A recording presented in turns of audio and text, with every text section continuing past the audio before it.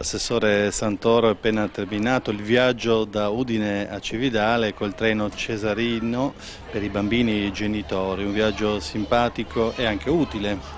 Sì, certo, è un modo così leggero e simpatico per indurre le famiglie ad usare il treno con l'ausilio anche degli animatori, in modo tale che diventi un mezzo consueto di trasporto.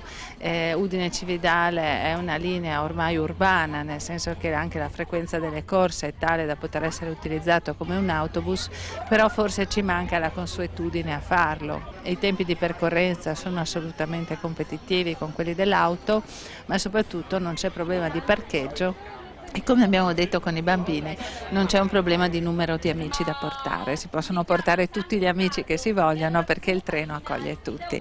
Un messaggio semplice proprio di sensibilizzazione dell'utilizzo di tutti i mezzi di trasporto o scegliendo quello che di volta in volta è il migliore per raggiungere la propria meta.